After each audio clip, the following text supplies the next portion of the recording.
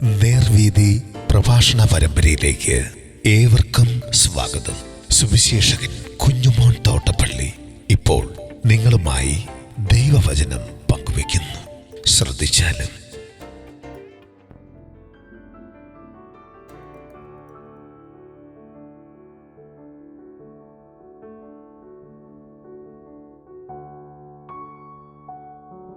ദൈവത്തിൽ വിശ്വസിപ്പീൻ, എന്നിലും വിശ്വസിപ്പീൻ. ദൈവനാമത്തിന് മഹത്വമുണ്ടാകട്ടെ. യോഹന്നാന്റെ സുവിശേഷം 14-ാം അധ്യായത്തിൻ്റെ ആദ്യ വാക്യം ഞാൻ വായിക്കുന്നത് ശ്രദ്ധിച്ചാലും. നിങ്ങളുടെ ഹൃദയം കലങ്ങിപ്പോകരുത്, ദൈവത്തിൽ വിശ്വസിപ്പീൻ, എന്നിലും വിശ്വസിപ്പീൻ. കർത്താവായ യേശുക്രിസ്തു യോഹന്നാൻ സുവിശേഷം 13-ാം അധ്യായത്തിൻ്റെ അവസാനം തൻ്റെ ശിഷ്യരോട് പറഞ്ഞു, ഞാൻ പോകുന്ന ഇടത്തേക്ക് നിങ്ങൾക്ക് പോകാൻ കഴിയുകയില്ല. കുറഞ്ഞോന്ന് മാത്രം, വളരെ കുറച്ച് സമയം മാത്രം ഇനി ഞാൻ നിങ്ങളോട് കൂടി ഇരിക്കും. പിന്നീട് ഞാൻ വേറൊരു സ്ഥലത്തേക്ക് പോകും, നിങ്ങൾക്ക് അങ്ങോട്ട് വരാൻ കഴിയുകയില്ല. പത്രോസിൻ്റെ ചോദ്യം, നീ എങ്ങോട്ടാണ് പോകുന്നത്? ഞങ്ങൾക്കെന്താ വരാൻ പറ്റാത്തത്? അപ്പോൾ യേശു പറഞ്ഞു, ഇപ്പോൾ നിങ്ങൾക്ക് വരാൻ കഴിയുകയില്ല, പിന്നീട് വരാൻ കഴിയും. കർത്താവായ യേശുക്രിസ്തു തൻ്റെ ക്രൂശിലേക്കുള്ള യാത്രയും അല്ലെങ്കിൽ ബന്ധിക്കപ്പെടുന്നതും തടവിലാകുന്നതും വിസ്തരിക്കപ്പെടുന്നതും പിന്നെ അടിക്കപ്പെടുന്നതും മുൾമുടി ചൂടുന്നതും കുരിശ് ചുമന്നുകൊണ്ട് പോകുന്നതും കുരിശിക്കപ്പെടുന്നതുമായ കാര്യത്തെക്കുറിച്ചാണ് പറഞ്ഞത്. ഞാൻ പോകുന്ന സ്ഥലത്തേക്ക് നിങ്ങൾക്ക് വരാൻ കഴിയുകയില്ല എന്ന്. കർത്താവായ യേശു അവരോടുകൂടെ 3.5 വർഷം ഉറങ്ങിയും കഴിഞ്ഞതാണ്. പക്ഷേ കുരിശുമരണം താൻ ഏകനായി ചെയ്യണം. കാരണം മനുഷ്യൻ്റെ വീണ്ടെടുപ്പിന് സഹപ്രവർത്തകരുടെ ആവശ്യമില്ല, സഹരക്ഷകരുടെ ആവശ്യമില്ല. കാരണം അത് ദൈവമായ യേശു തന്നെ ചെയ്യേണ്ടതാണ്. പാപമില്ലാത്ത യേശു മനുഷ്യൻ്റെ പാപത്തെ ചുമക്കണം. ആദാമെന്ന ഏകൻ ഏദൻ തോട്ടത്തിൽ പാപം ചെയ്തു. യേശു എന്ന ഏകൻ പാപത്തിന് പരിഹാരം വരുത്തണം.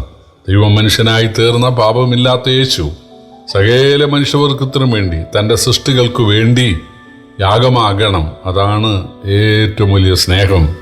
ദൈവം മനുഷ്യനായി നമ്മുടെ ശിക്ഷ അനുഭവിക്കുകയാണ്. അതുകൊണ്ടാണ് യേശു പറഞ്ഞത്, നിങ്ങൾക്ക് ഞാൻ പോകുന്ന സ്ഥലത്തേക്ക് വരാൻ കഴിയുകയില്ല.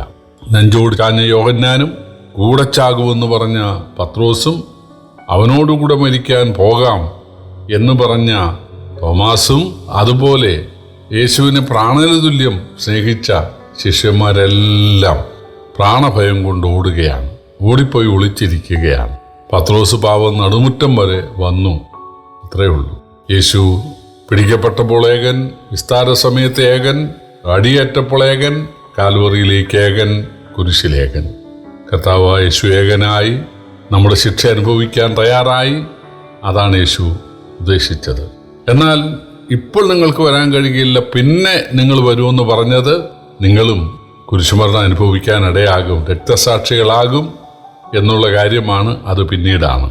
ഇത്രയും പറഞ്ഞു കഴിഞ്ഞപ്പോൾ ശിഷ്യർ വളരെ ആകുലരായി. അപ്പോഴാണ് കർത്താവ് പറയുന്നത്, നിങ്ങളുടെ ഹൃദയം കലങ്ങിപ്പോകരുത്, ദൈവത്തിൽ വിശ്വസിപ്പീൻ, എന്നിലും വിശ്വസിപ്പീൻ.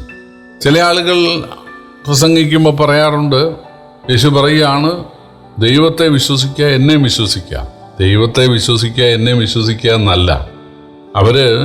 എല്ലാവരും പിതാവായ ദൈവത്തെ വിശ്വസിക്കുന്നവരാണ്.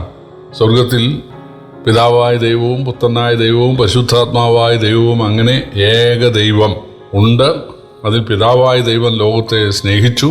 പുത്രനായ ദൈവം തൻ്റെ കൃപയാൽ മനുഷ്യനെ രക്ഷിക്കാൻ മനുഷ്യനായി വന്ന് നരകമേൽക്കാൻ തയ്യാറാകുന്നു. പരിശുദ്ധാത്മാവാൻ ദൈവം ഈ കാര്യം നമ്മളെ അറിയിച്ച്, നമ്മളെ ശുദ്ധീകരിച്ച് നമ്മുടെ ഉള്ളിൽ വന്ന് നമുക്ക് കൂട്ടായ്മ തരുന്നു, നമ്മോട് വസിക്കുന്നു. ഇതാണ് ഇതാണ് സ്നാനത്തിലുള്ളത്. പിതാവിൻ്റെയും പുത്രൻ്റെയും പരിശുദ്ധാത്മാവിൻ്റെ നാമത്തിലുള്ള സ്നാനം. പിതാവായ ദൈവം നമ്മെ സ്നേഹിച്ചു, പുത്രനായ ദൈവം കൃപയാൽ നമുക്ക് വേണ്ടി മനുഷ്യനായി രക്ഷയൊരുക്കി കുരിശിൽ മരിച്ചു. പരിശുദ്ധാത്മാവ് ദൈവം ഇക്കാര്യം അറിയിച്ച് നമ്മിൽ വാസം ചെയ്യുന്നു, നമുക്ക് കൂട്ടായ്മ തരുന്നു. അതാണ് ആശീർവാദ നാമം. പിതാവിൻ്റെ സ്നേഹവും പുത്രൻ്റെ കൃപയും പരിശുദ്ധാത്മാവിൻ്റെ കൂട്ടായ്മയും. അപ്പോൾ ഇതൊക്കെ ശിഷ്യന്മാർക്കറിയാം. പിതാവായ ദൈവമുണ്ട്, തത്തുല്യ ശക്തിയുള്ള പുത്രൻ തമ്പുരാനുണ്ട്, തത്തുല്യ ശക്തിയുള്ള പരിശുദ്ധാത്മാവുണ്ട്. അപ്പോൾ 3 ആളത്വമുള്ള ഏകദൈവമാണ് ബൈബിളിലെ ദൈവം എന്നവർക്കറിയാം. യേശുവിൻ്റെ സ്നാന സമയത്ത് പിതാവ് പറഞ്ഞു എൻ്റെ പ്രിയപുത്രൻ, പുത്രൻ സ്ഥാനപ്പെടുന്നു, പരിശുദ്ധാത്മാവ് പ്രാവ് പോലെ ഇറങ്ങി വരുന്നു. അപ്പോൾ അവിടെ പിതാവും ഉണ്ട്, പുത്രനും ഉണ്ട്, പരിശുദ്ധാത്മാവും ഉണ്ട്. അവർക്ക് ഇത് നന്നായിട്ടറിയാം. ദൈവത്തെ വിശ്വസിക്കുക, എന്നെ വിശ്വസിക്കുക എന്നല്ല യേശു പറഞ്ഞത്. ദൈവത്തിൽ വിശ്വസിപ്പീൻ, എന്നിലും വിശ്വസിപ്പീൻ. വ്യത്യാസമുണ്ട്, അർത്ഥവ്യത്യാസമുണ്ട്. ദൈവത്തിൽ വിശ്വസിപ്പീൻ എന്ന് പറഞ്ഞാൽ അതിൻ്റെ അർത്ഥം, അതായത് ദൈവം എന്ത് പറഞ്ഞിരിക്കുന്നു, വെളിപ്പെടുത്തിയിരിക്കുന്നു, അതിൽ വിശ്വസിക്കാനാണ്. എന്നിൽ വിശ്വസിപ്പീൻ എന്ന് പറഞ്ഞാൽ ഞാനെന്ത് പറഞ്ഞിരിക്കുന്നു അതിൽ വിശ്വസിക്കാനാണ്. യേശു പറയുന്നത് ഞാൻ പോകുന്നിടത്തേക്ക് നിങ്ങൾക്ക് വരാൻ കഴിയുകയില്ല എന്നല്ലേ? എന്ന് പറഞ്ഞാൽ അത് തൻ്റെ മരണത്തിൻ്റെ കാര്യമാണ്. അപ്പോൾ പത്രോസ് പറഞ്ഞു, ഞാൻ നിന്നോട് ചാകാനിരിക്കുകയാണ്.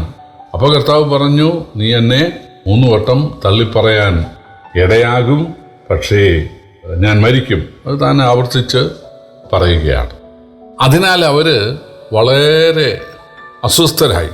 കർത്താവ് പറഞ്ഞത്, കുറച്ച് സമയം മാത്രമേ ഞാൻ ഇനി നിങ്ങളോടുകൂടെ ഉണ്ടായിരിക്കുകയുള്ളൂ, ഞാൻ പോകുന്നിടത്തേക്ക് നിങ്ങൾക്ക് വരാനോട്ട് കഴിയുകയുമില്ല.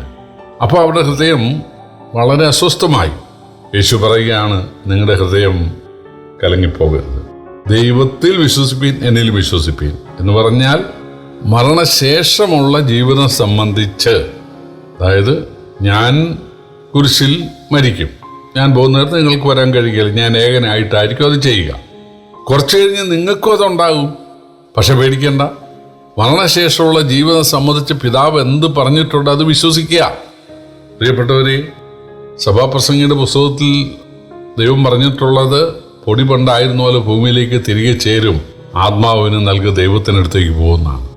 നമ്മളെ രക്തസാക്ഷിയായി മരിച്ചാലും, രോഗം വന്ന് മരിച്ചാലും, അപകടത്തിൽ മരിച്ചാലും, പിന്നെ നമ്മൾ കുഴിച്ചിടപ്പെട്ടാലും, മണ്ണിൽ കുഴിച്ചിടപ്പെട്ടാലും, വെള്ളത്തിലൊഴുക്കപ്പെട്ട അത് മത്സ്യം തിന്നുപോയാലും, ആകാശത്തിൽ പക്ഷികൾ തിന്നുപോയാലും, അല്ല ദഹിപ്പിക്കപ്പെട്ട് ചാരമായി തീർന്നാലും, മനുഷ്യ ശരീരം ഈ ഭൂഗോളത്തിലേക്കാണല്ലോ പോകുന്നത്.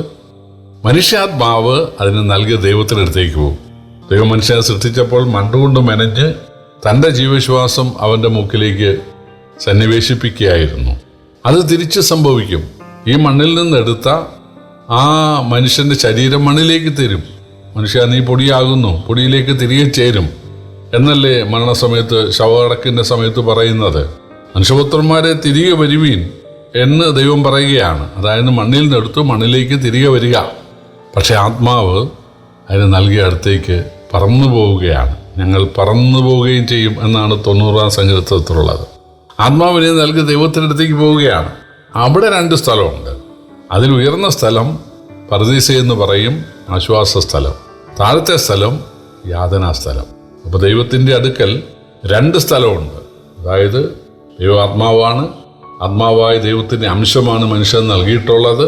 മനുഷ്യൻ മരിക്കുമ്പോൾ ആ ദൈവത്തിൻ്റെ അടുത്തേക്ക് ചെല്ലുന്നു. അവിടെ 2 സ്ഥലമാണ്. ഒരു സ്ഥലം ആശ്വാസന സ്ഥലം, താഴത്തെ സ്ഥലം യാതനാ സ്ഥലം. തമ്മിൽ കാണാം. പക്ഷെ ഇവിടുന്ന് അങ്ങോട്ടോ അവിടുന്ന് ഇങ്ങോട്ടോ മാറാൻ കഴിയുകയില്ലെന്നാണ് ലൂക്കോസിന്റെ സുവിശേഷത്തിൽ ധനവാന്റെയും ലാസറിന്റെയും അനുഭവത്തിലൂടെ കർത്താവ് പഠിപ്പിച്ചിട്ടുള്ളത്. അപ്പോൾ ബൈബിളിൽ മനുഷ്യൻ മരിച്ചാൽ ദൈവത്തിനടുത്തേക്ക് പോകും എന്ന് പിതാവ് പറഞ്ഞിട്ടുണ്ട്. യേശു പറയുകയാണ്, ദൈവത്തിൽ വിശ്വസിപ്പീൻ. പിന്നെ യേശു പറയാണ്, എന്നിലും വിശ്വസിപ്പീൻ. കാരണം യേശു പറഞ്ഞു, യോനയുടെ അടയാളമില്ലാതെ നിങ്ങൾക്ക് ലഭിക്കുകയില്ല. യോന കടലാനയുടെ വയറ്റിൽ 3 രാവും 3 പകലും ഇരിക്കും. പിന്നെ യേശു പറഞ്ഞു, ഈ മന്ദിരം പൊളിപ്പീൻ, തൻ്റെ ശരീരം ഞാൻ 3 നാൾ കൊണ്ട് അതിനെ പണിയാം. പിന്നെ യേശു വ്യക്തമായി പറഞ്ഞു, ഞാൻ മരിക്കും, ഞാൻ അടക്കപ്പെടും, 3-ാം നാൾ ഞാൻ ഉയർത്തെഴുന്നേൽക്കും എന്ന് യേശു പറഞ്ഞിട്ടുണ്ട്. ഉയർത്തെഴുന്നേറ്റാൽ യേശു എങ്ങോട്ട് പോകും? പിതാവിൻ്റെ അടുത്തേക്ക് പോകും. നമ്മുടെയും അവസ്ഥ അത് തന്നെയാണ്.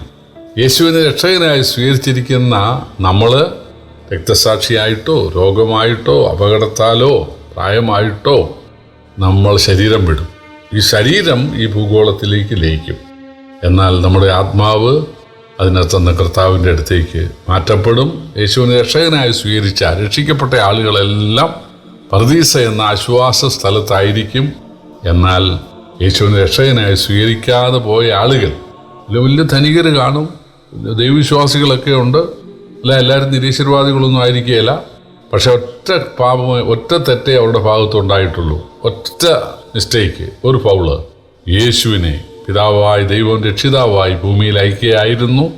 എൻ്റെ നരകവും കൂടെ യേശു അനുഭവിക്കുകയായിരുന്നു. അതിൽ ഞാൻ ആശ്രയിച്ചിരുന്നെങ്കിൽ രക്ഷിക്കപ്പെടുമായിരുന്നു. അത് മാത്രമാണ് അവർ ചെയ്യാതിരുന്നത്. അവർ തങ്ങളുടെ മതം പറഞ്ഞത്, മതപുരോഹിതന്മാർ പറഞ്ഞതെല്ലാം അനുസരിച്ചു. തങ്ങളുടെ മനസാക്ഷിക്ക് ബോധ്യമായതെല്ലാം അവരനുസരിച്ചു. പക്ഷേ ഇപ്പോൾ അവർ യാതനാ സ്ഥലത്ത്, ആ ധനവാൻ എത്തിയ സ്ഥലത്ത് എത്തിയിരിക്കുകയാണ്. അതുകൊണ്ടാണ് യേശു പറയുന്നത്, ദൈവത്തിൽ വിശ്വസിപ്പീൻ. മരണശേഷമുള്ള ജീവിതത്തെക്കുറിച്ച് ദൈവം പറഞ്ഞിട്ടുള്ളതിൽ വിശ്വസിക്കുക, ഞാൻ പറഞ്ഞിട്ടുള്ളത് വിശ്വസിക്കുക. തീർച്ചയായിട്ടും നമ്മൾ മരിച്ചാൽ, ഞാൻ മരിച്ചാൽ ഉയർക്കുന്നത് പോലെ നിങ്ങൾ മരിച്ചാലും ഉയർത്തെഴുന്നേൽക്കും. അപ്പോസ്തലനായ പൗലൂസ് ഏഥൻസിൽ ചെയ്ത ഒരു പ്രസംഗത്തിൻ്റെ ഒരു വാക്യം ഇതാണ്: താൻ നിയമിച്ച പുരുഷ മുഖാന്തരം ലോകത്തെ നീതിയിൽ ന്യായം വിധിക്കാൻ ദൈവം ഒരു ദിവസത്തെ നിശ്ചയിച്ചു. അവനെ മരിച്ചവെന്ന് ഉയർപ്പിച്ചതിനാൽ എല്ലാവർക്കും ഒരു ഉറപ്പ് നൽകിയും ഇരിക്കുന്നു. യേശുക്രിസ്തു മരിച്ചിട്ട് ഉയർത്തതുകൊണ്ട് ദൈവം നൽകിയ ഉറപ്പ്, തന്നിൽ വിശ്വസിക്കുന്നവരും മരിച്ചാൽ ഉയർത്തെഴുന്നേൽക്കും. യേശു പോയ സ്ഥലത്തേക്ക് അവർക്കും പോകാൻ സാധിക്കും എന്നാണ്. ഇതിനൊക്കെ ആകെ നമ്മൾ ചെയ്യേണ്ടത് യേശുവിനെ രക്ഷകനായി, ദൈവമായി, കർത്താവായി സ്വീകരിക്കുക. യേശുവിനെ മാത്രം. കാരണം യേശു മാത്രമാണ് നമ്മുടെ നരകശിക്ഷയേറ്റ് മരിച്ചത്, രക്ഷാമാർഗം ഒരുക്കിയത്, അടിയേറ്റത്, നിന്നയേറ്റത്, തുപ്പലേറ്റത്, അപമാനമേറ്റത്, അലറിക്കരഞ്ഞത്. ആ യേശുവിനെ സ്നേഹിക്കുക, കെട്ടിപ്പിടിക്കുക, യേശുവിനെ ദൈവമായി സ്വീകരിക്കുക, യേശുവിൻ്റെ ശിഷ്യരായി യേശുവിനെ അനുസരിച്ച് അനുഗമിച്ച് ആരാധിക്കുവാൻ തയ്യാറാകുക, യേശുവിൻ്റെ സാക്ഷ്യം വഹിക്കുവാൻ തയ്യാറാകുക. തീർച്ചയായിട്ടും യേശു നൽകുന്ന അനുഗ്രഹം അനുഭവിക്കാൻ ഇഹലോകത്തിലും പരലോകത്തിലും സാധിക്കും. ദൈവം ഏവരെയും സഹായിക്കട്ടെ. കർത്താവിൻ്റെ വലിയൊരു നാമം വാഴ്ത്തപ്പെടുമാറാകട്ടെ.